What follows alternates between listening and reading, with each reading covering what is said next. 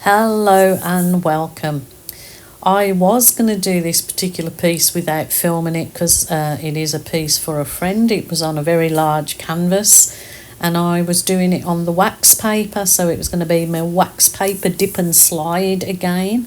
So I'll just briefly fill you in on what I was doing. I literally put that wax paper down, set it all up and marked it where my canvas had to go, and then it's basically just throwing all my colours in there. I was doing some thicker colours in thicker areas, how do I say, paint thicker in areas. So that was a lovely teal colour in there, and I think I used the white and I used champagne gold, and I believe I used some turquoise. I just threw it all in there. It was like a big canvas I was working on, so it was sort of having to really think about how I was going to put these colours down, so hopefully when I lifted the canvas off the colours that they were going to not be muddy, and they were all going to gel lovely, which they really did do. That was just a little bit of light purple that I had left over. So yeah, I was literally putting all these absolutely stunning colours that she loves into this piece. So hope you enjoy this crazy creation. I'm sort of just going for it here and really enjoying the process. Obviously this is speeded up a bit, well, a lot quicker than I work, because I do like to usually take my time.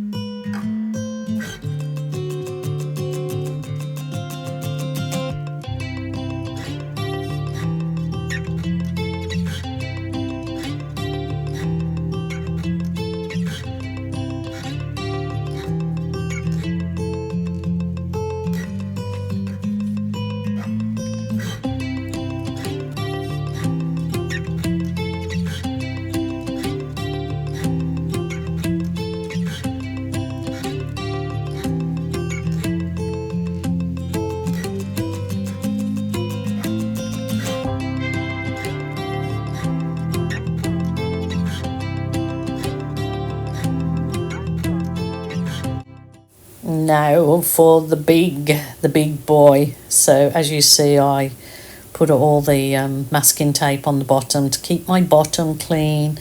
I even pushed those pea pads under there so I didn't, when I have it lifted up, I don't have the canvas sag in the middle and paint pool. So I was trying to keep the canvas nice and rigid.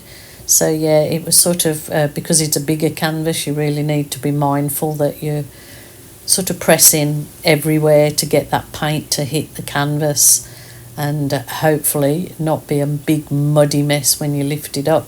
But if you choose colours in the same shades, you shouldn't risk muddiness. So they were all sort of the berry shades, so I'm pretty confident that this one will be absolutely gorgeous once the canvas is lifted.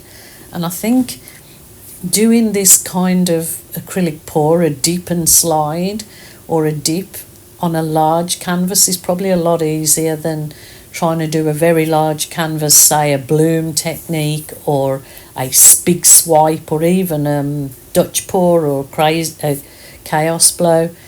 You know, the big canvases are harder to work with fluid art, I find, unless you do something very simple. And this one I do find works enormously well. As you see, I'm sliding, and then I'm going to slightly twist. So a slide and twist, and I just think it adds to it, sort of adds to the ethereal effect. See, look at that lovely print that I'm actually got there on my wax paper, and I've just found that the wax paper dries beautifully with that paint on there, and you can cut the wax paper out of that other print and add it to, I don't know, you could cut little bits out and make a for cabochons or jewellery making, or put it onto another board or something, which I do later on. I have got some ideas for that, but super happy with that. Just look at that. It did dry a fair bit darker than that, which I suppose I may have probably put a bit too much purplies in it, but it still looks absolutely stunning overall for a nice big canvas. It really does look effective. So I'm just working little areas now, just adding what I believe is going to embellish it. So I hope you enjoy.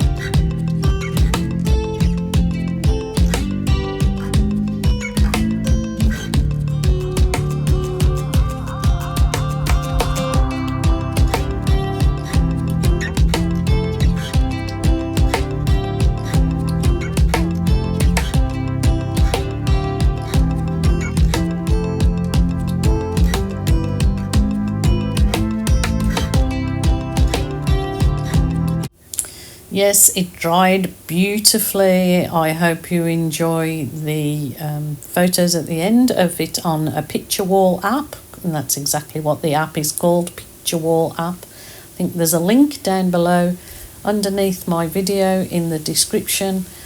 And yes, I tilted it up. I think I like the composition that way up, and I just absolutely love it.